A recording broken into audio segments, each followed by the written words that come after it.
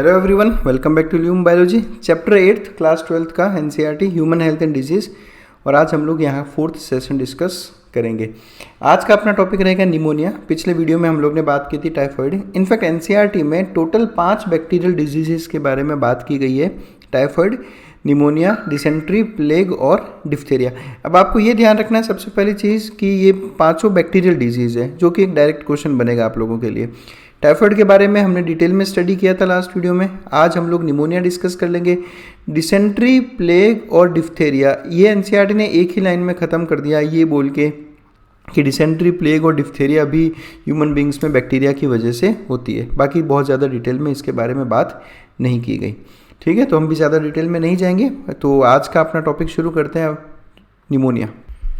तो सबसे पहले पैथोजन की अगर हम बात करें, यानी कौन सा ऑर्गेनिज्म निमोनिया कॉज करता है, तो निमोनिया भी एक बैक्टीरियल डिजीज़ है और 2 बैक्टीरिया इसके लिए रिस्पॉन्सिबल है, जिसमें से पहला नाम है स्ट्रेप्टोकोकस निमोनी और दूसरा नाम है हीमोफिलस इन्फ्लुएंजाe। क्लियर। अब आप देखो यहाँ पर, जैसे आपको अगर याद रखना हो कि सर हम कैसे याद रखें कि ये बैक्टीरिया है, वायरस है, तो देखो आपने क्लास 11th में पढ़ा होगा अबाउट कोकस, है ना। आपने क्लास 11th में पढ़ा होगा कि ऐसे बैक्टीरिया जो इस तरह से स्फेरिकल रहते हैं, उन बैक्टीरिया को कोकस कहा जाता है। तो बिकॉज ये स्ट्रेप्टोकोकस निमोनी इस तरह का एक स्फेरिकल बैक्टीरिया है, इसलिए इसका नाम रख दिया गया है स्ट्रेप्टोकोकस। तो इस कोकस से आप याद कर सकते हो कि ये एक बैक्टीरिया है। प्लस निमोनी नाम से आप निमोनिया याद कर सकते हो, है ना। तो निमोनिया कॉज करने वाला बैक्टीरिया स्ट्रेप्टोकोकस निमोनी। ठीक है, नेक्स्ट बात करते हैं हीमोफिलस इन्फ्लुएंजाe। हीमोफिलस इन्फ्लुएंजाe इसके बारे में आप पढ़ते हो बायोटेक्नोलॉजी में। अगर आपको याद हो तो बायोटेक्नोलॉजी में आप एंडोन्यूक्लियस एंजाइम के बारे में बात करते हो, रेस्ट्रिक्शन एंडोन्यूक्लियस एंजाइम्स। तो उसमें आपने सीखा है कि उनका नेमिंग कैसे होता है: हीमोफिलस यानी जीनस का H, स्पीशी का IN, फिर उसका स्ट्रेन और फिर जिस नंबर पे वो आइसोलेट किया गया। तो आपने हिंड थर्ड करके एक एंजाइम पढ़ा होगा बायोटेक्नोलॉजी के अंदर। तो वो हिंड थर्ड बेसिकली इसका नाम हीमोफिलस इन्फ्लुएंजाe से डिराइव होता है। तो यहाँ से आप याद कर पाओगे कि हीमोफिलस इन्फ्लुएंजाe और स्ट्रेप्टोकोकस निमोनी, चीज़ों को रिलेट करना सीखो। चीज़ें जितना रिलेट करोगे, चैप्टर्स को आपस में जितना ज़्यादा है ना मिल के पढ़ोगे। क्या होता है कई बार हम लोग कोई एक यूनिट पढ़ते हैं तो पिछली भूल जाते हैं, यानी क्यों? क्योंकि हम उनको रिलेट नहीं कर पाते। तो चीज़ों को रिलेट करना सीखो। नेक्स्ट बात करते हैं साइट ऑफ इन्फेक्शन की, यानी निमोनिया बैक्टीरिया कहाँ पर इन्फेक्शन करता है, मेन उसका साइट कौन सा होगा, टारगेट क्या होगा उसका। और जैसा मैंने पिछले वीडियो में भी बोला था कि अगर आपको उसका टारगेट पता है तो आप उसका ट्रांसमिशन और उसका प्रिवेंशन भी आराम से समझ सकते हो, और प्लस उसके सिम्टम्स भी आप लोगों के लिए याद करना आसान होता है। तो निमोनिया बेसिकली लंग्स में प्रेजेंट एल्वियोलाई को इन्फेक्ट करता है। आपने लंग्स में एल्वियोलाई के बारे में पढ़ा होगा कि कुछ छोटे छोटे सैक लाइक स्ट्रक्चर्स होते हैं जहाँ पे बेसिकली O2 CO2 का एक्सचेंज होता है। तो निमोनिया ये जो बैक्टीरिया है सीधा एल्वियोलाई को अफेक्ट करता है और उसकी वजह से एल्वियोलाई में होता है इन्फ्लेमेशन होगा। तो इन्फ्लेमेशन में जो है फ्लूइड रिलीज होता रहता है, तो यहाँ पे फ्लूइड डिस्चार्ज होता रहता है, जिसकी वजह से एल्वियोलाई में फ्लूइड भर जाता है। और अगर एल्वियोलाई में फ्लूइड भर गया तो आपको रेस्पिरेशन में O2 CO2 एक्सचेंज में दिक्कत होगी। आपने रेस्पिरेशन सिस्टम में पढ़ा कि किस तरह से, देखो ये एल्वियोलाई होता है हमारे लंग्स के अंदर, ये एल्वियोलाई और ये ब्लड कैपिलरी, ये वाली। तो एल्वियोलाई और ब्लड कैपिलरी के बीच में O2 CO2 एक्सचेंज होता है। बेसिकली ब्लड कैपिलरी में से जो भी CO2 होती है वो एल्वियोलाई में एंटर कर जाती है, और एल्वियोलाई में जो ऑक्सीजन यहाँ पूरे रेस्पिरेटरी पाथवे से एंड में एल्वियोलाई में जो पहुँची है, वो ऑक्सीजन यहाँ से ब्लड कैपिलरी में एंटर करती है। तो ये बेसिकली रेस्पिरेटरी मेम्ब्रेन यहाँ पे प्रेजेंट होती है O2 CO2 के एक्सचेंज के लिए। अब आप खुद इमेजिन करें अगर इस एल्वियोलाई में फ्लूइड डिपोजिशन हो गया, जैसे इस पिक्चर में देखो आप, यहाँ पर ये नॉर्मल एल्वियोलाई है, यहाँ पर ऊपर ये नॉर्मल एल्वियोलाई है ना। और यही आप निमोनिया के केस में देखो, ये नॉर्मल एल्वियोलाई का पिक्चर है ना। अच्छा खासा सरफेस एरिया, इस पूरे सरफेस एरिया में आपका O2 CO2 एक्सचेंज हो रहा था, है ना। और इस केस में अब यहाँ देखो इसमें फ्लूइड डिपॉजिट हो गया, ये फ्लूइड डिपॉजिट। इस फ्लूइड डिपॉजिट होने की वजह से क्या हो गया, अब जैसे यहाँ फ्लूइड का डिपॉजिट हो रहा है तो जो O2 CO2 एक्सचेंज है वो हैम्पर हो जाता है, वो मुश्किल हो जाता है थोड़ा। तो O2 CO2 एक्सचेंज अगर मुश्किल हो गया तो ये आपकी बॉडी में ऑक्सीजन डेफिशिएंसी क्रिएट कर सकती है, बिकॉज आपके ब्लड में इनफ अमाउंट में ऑक्सीजन नहीं पहुँच पाता है, इसलिए आपको रेस्पिरेशन में यानी ब्रीदिंग में जो है दिक्कत होने लगती है। अब जब आपको ये पता चल गया कि ये इसने इन्फेक्शन लंग्स में किया है और एल्वियोलाई में इन्फ्लेमेशन किया है इसने, तो अब आप इसके साइंस एंड सिम्टम्स भी इजीली समझ सकते हो कि भाई प्रॉब्लम कहाँ होगी, रेस्पिरेशन में प्रॉब्लम होगी, ब्रीदिंग में प्रॉब्लम होती है, पेशेंट को सांस लेने में दिक्कत होने लगती है, उसकी बॉडी में ऑक्सीजन की कमी होने लगती है। तो साइंस एंड सिम्टम्स की अगर हम बात करें, लक्षण की बात करें कि निमोनिया में किस तरह के लक्षण आते हैं, तो देखो सबसे पहले तो फीवर आएगा, जैसा हमने टाइफाइड में भी देखा था कि फीवर प्रोड्यूस होता है। लेकिन यहाँ पे फीवर जो है विद चिल्स आता है। विद चिल्स मतलब क्या होता है, शिवरिंग। बेसिकली आपने देखा होगा कई लोगों को जब बुखार आता है तो उनकी पूरी बॉडी जो है शिवर करने लगती है, ऐसा दूजने, जिसको हम कहते हैं ना दूजनी छूटना हिंदी में ना, कपकपी छूटना कहते हैं बिल्कुल। तो इंसान कपकपाने लगता है, ऐसा लगता है जैसे उसको बहुत ठंड लग रही हो, तो चाहे वो गर्मी का ही कितना सीजन हो। तो ऐसे पेशेंट्स में fever with chills characteristic feature है निमोनिया का, ठीक है, ये एक आपको ध्यान रखना है। टाइफाइड में चिल्स नहीं थे, तो यहाँ पर फीवर विद चिल्स यानी बुखार है और बुखार के साथ साथ पेशेंट को जो है ठंड लग रही है, ये इसका मतलब विद होता है। आप देखना आपको कई डॉक्टर्स के प्रिस्क्रिप्शन में ऐसा ये वर्ड यूज़ करते हुए मिलेगा आपको, डॉक्टर्स इस तरह से लिखते हैं फीवर विद चिल्स, तो इसका मतलब होता है विद। तो फीवर विद चिल्स ये एक डायग्नोस्टिक फीचर रहता है और ये पर्टिकुलर केसेस में जैसे कि निमोनिया। और ऐसा नहीं है कि ये चिल्स केवल निमोनिया में प्रोड्यूस होते हैं, और भी कई तरह के अलग अलग डिजीज़ हैं जिसमें चिल्स प्रोड्यूस होते हैं। उसके अलावा हेडेक रहेगा पेशेंट को और कंटिन्यूस कफिंग करता रहता है पेशेंट। अब कंटिन्यूस कफ का रीज़न क्योंकि यहाँ पर एल्विलाई इन्फेक्ट हुए हैं, एल्विलाई इन्फेक्ट हुए हैं, रेस्पिरेशन में दिक्कत आ रही है। रेस्पिरेशन में अगर दिक्कत आ रही है तो पेशेंट बार बार खांसता रहता है, ठीक है। तो आप साइट ऑफ इन्फेक्शन से सिम्टम्स समझ सकते हैं कि पेशेंट को किस तरह के सिम्टम्स आएंगे। अब बात करते हैं सीवियर केसेस की, यानी एक ऐसा केस जिसमें निमोनिया बहुत सीवियर हो गया है। तो जैसा मैंने कहा कि निमोनिया की वजह से बॉडी में ऑक्सीजन की कमी होने लगेगी, डेफिशिएंसी होने लगेगी। अब आप खुद सोचें, अगर सीवियर केस हुआ तो आपकी बॉडी में ऑक्सीजन कम पड़ने लगेगा। और हम बचपन से क्या पढ़ते आ रहे हैं कि डी ऑक्सीजनेटेड ब्लड के बारे में पढ़ते हो आप। डी ऑक्सीजनेटेड ब्लड कैसा रहता है, ब्लूइश कलर का रहता है। अब आप सोचें अगर आपके ऑक्सीजनेटेड ब्लड में ऑक्सीजन कम होगा, नॉर्मली हम क्या कहते हैं, आपको जब एक ऐसा ब्लड ऑक्सीजनेटेड ब्लड आपको अच्छा खासा रेडिश दिखाई देता है, और अगर ऑक्सीजन की कमी हो जाती है तो यही ब्लड ब्लूइश होने लगता है, जैसा आप वेन्स में शो करते हो। तो ऑक्सीजन की अगर कमी होगी आर्टीरियल ब्लड में भी तो ब्लूइश दिखने लगेगा। इसलिए सीवियर केसेस में आपको जो है एक तो पेशेंट की जो फिंगर नेल्स हैं, है ना, इन फिंगर नेल्स ब्लूइश दिखने लगेंगे यहाँ पे आपको, है ना, ये नीले पड़ने लगते हैं नेल्स। और नेल्स के अलावा स्किन में भी आपको इस तरह का दिखाई देता है, और लिप्स जो रहते हैं ना बेसिकली ये भी आपको ब्लूइश दिखने लगते हैं। अब एनसीईआरटी ने तो इस वर्ड को नहीं समझाया है, पर मैं आपको बता दूं इसको साइनोसिस कहा जाता है। इसको क्या कहते हैं, साइनोसिस। साइनोसिस मतलब क्या होता है, ब्लूइश डिस्कलरेशन। यानी अगर आपके लिप्स या फिंगर नेल्स स्किन पे अगर आपको ब्लूइश डिस्कलरेशन दिखता है डेफिशिएंसी ऑफ ऑक्सीजन की वजह से, तो उस पर्टिकुलर टर्म यूज़ होता है साइनोसिस, है ना।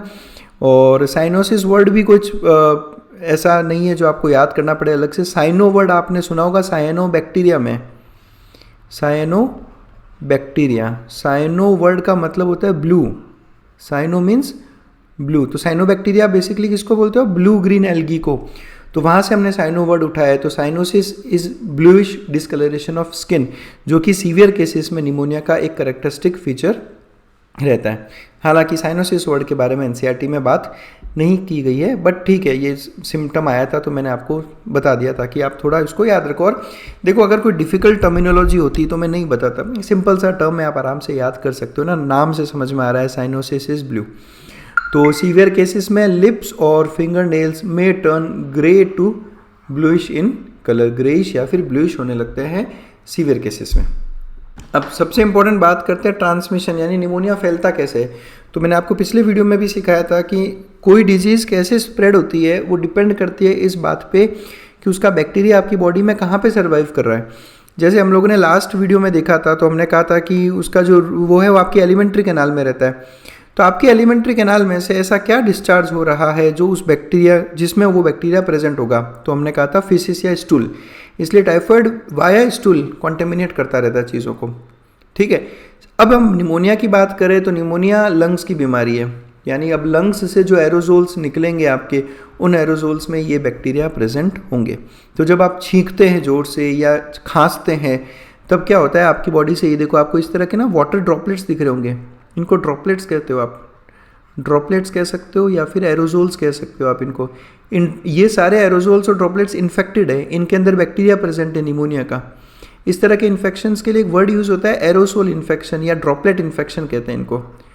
अब आप किसी इंडिविजुअल के सामने खड़े हैं जिसको ऑलरेडी निमोनिया है, आप उसके सामने यहाँ खड़े हो और वो ज़ोर से छींकता है, खांसता है, तो वो जो ड्रॉपलेट्स इसकी बॉडी से निकल रहे हैं इसमें बैक्टीरिया प्रेजेंट है, और जब आप इनहेल करोगे तो ये ड्रॉपलेट्स आपकी बॉडी में इनहेल हो जाएंगे और ये आपके पहुँच जाएंगे लंग्स में।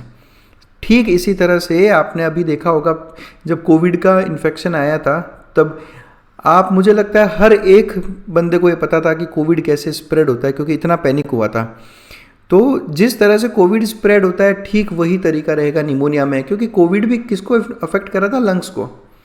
तो वो सारी बीमारियां जो लंग्स को अफेक्ट करती है या रेस्पिरेटरी पाथवे को अफेक्ट करती है, वो इसी तरीके से जो है ट्रांसमिट हो सकती है। तो ट्रांसमिशन आप बस इतना याद रखें कि वो बैक्टीरिया आपकी बॉडी में कहाँ प्रेजेंट है, उस हिसाब से आप उसका ट्रांसमिशन ईजीली याद कर पाओगे, आपको रटना नहीं पड़ेगा।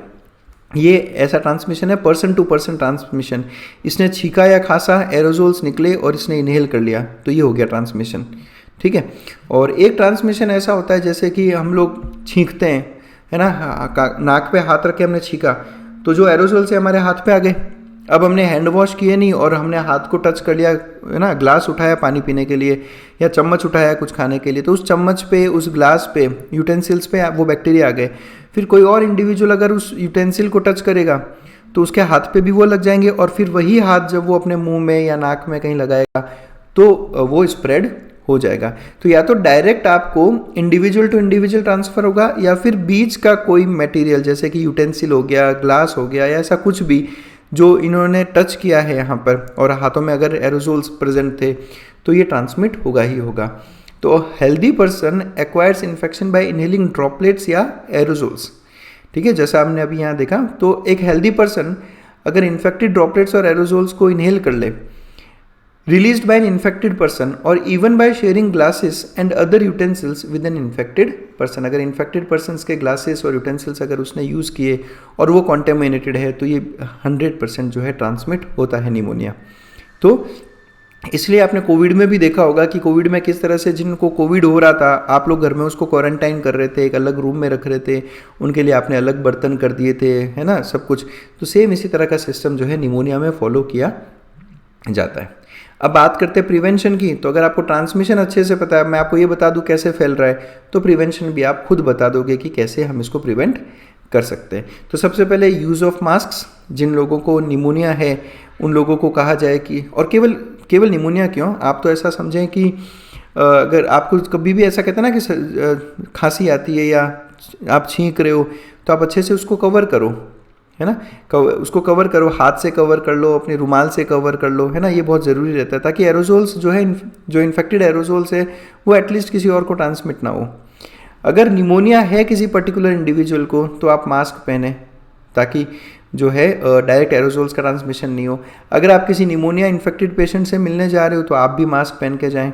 ठीक है, और किसी तरह का कांटेक्ट नहीं रखें उनके साथ में। जैसे इस पिक्चर में दिखा रखा है, आपको कोविड के टाइम पे भी सिखाया गया था कि जब भी लोगों से मिलें नमस्ते करें, हाथ नहीं मिलाएं, क्योंकि अगर कोई इन्फेक्टेड पर्सन है, उसके हाथ पे एरोजोल्स है और आप हाथ मिलाने जाओगे, तो वो आपके हाथ पे भी बैक्टीरिया ट्रांसमिट हो जाता है। तो close contact with infected persons और their belongings should be avoid, हमें अवॉइड करना है। ठीक है, उसके अलावा वॉश हैंड्स रेगुलरली, चाहे आप इन्फेक्टेड हो या नहीं हो, आपको हाथों का प्रॉपर रेगुलर बेस पे वॉश करना ही चाहिए। और ये तो पर्सनल हाइजीन हो गया ना आप लोगों के लिए, है ना।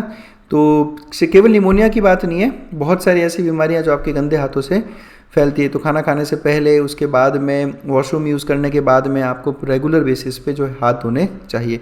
अगर आप कहीं बाहर से घर पे आ रहे हो, तो भी मैं कहूँगा कि पहले घर में कुछ भी टच करने से पहले सबसे पहला काम होना चाहिए कि आप हाथों को अच्छे से साफ़ करें, है ना, फिर घर में एंटर करें। तो ये कुछ बेसिक चीज़ें हैं जो केवल निमोनिया में नहीं है, आपको करीब करीब हर डिजीज़ में फॉलो करना चाहिए। पर्सनल हाइजीन का केस है ये। ठीक है, और निमोनिया के लिए जो पर्टिकुलर मैंने आपको बताया वो ये केस रहता है, मतलब इस तरह से आप इसको प्रिवेंट कर सकते हो।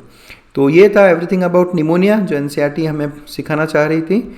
अगर आपको फिर भी किसी तरह के कुछ डाउट्स हो किसी डिजीज़ को रिलेटेड, या आपको कोई और डाउट हो किसी और चैप्टर में, तो आप मुझे इस नंबर पे व्हाट्सएप कर सकते हो, मेल कर सकते हो, या इंस्टाग्राम हैंडल पे मुझे मैसेज कर सकते हो। और अगर आपको लगता है वीडियोस काफ़ी हेल्पफुल है आप लोगों के लिए, तो ज्वाइन करें हमारे चैनल को, मेंबर बने, ताकि जितने भी मेंबर ओनली वीडियोज़ है उसको आप इजीली एक्सेस कर सको। तो बस that's it, thanks a lot for watching us.